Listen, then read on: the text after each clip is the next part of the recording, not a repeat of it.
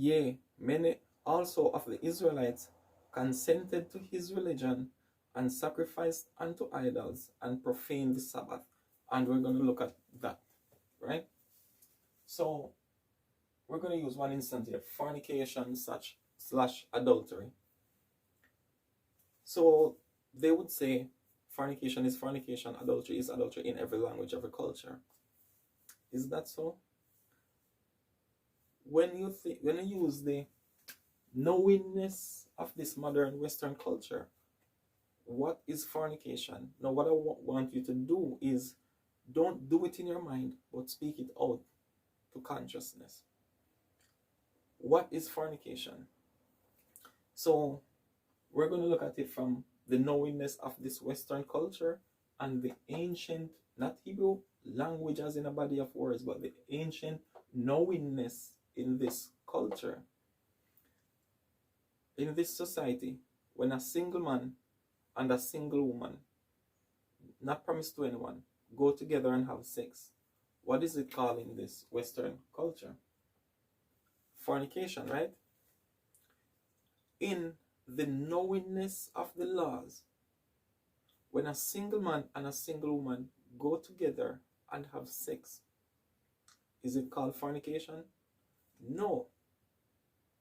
This is why he says you do what? You continue with the duties of marriage.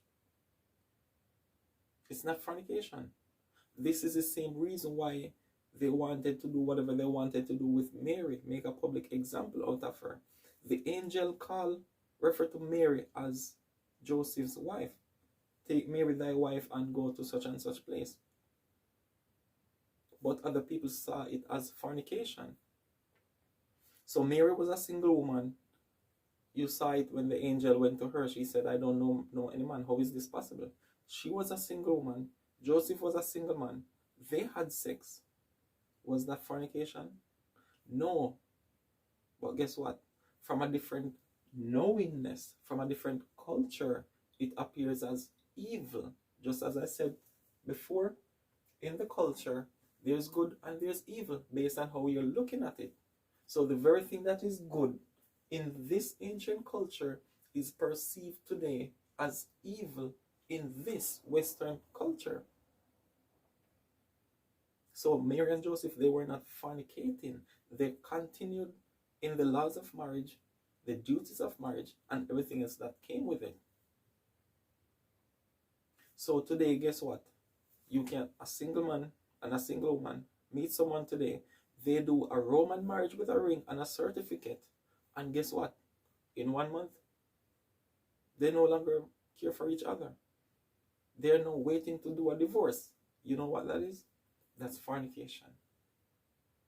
So even though you're under your Roman marriage, you are still fornicating.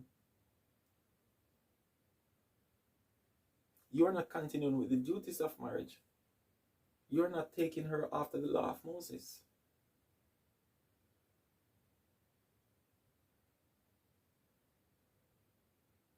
So you're just waiting for a divorce to go and date another person, right? The next thing with this culture again is that this word dating.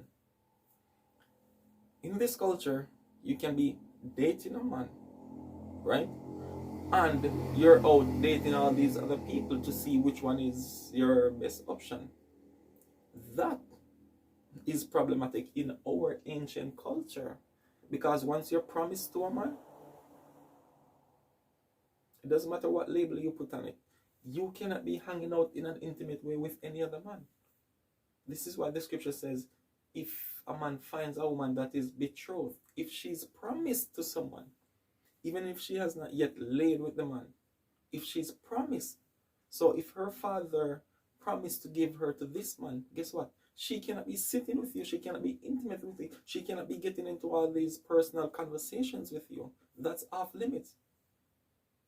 You are going into the process of fornicating, but not from this culture. Right?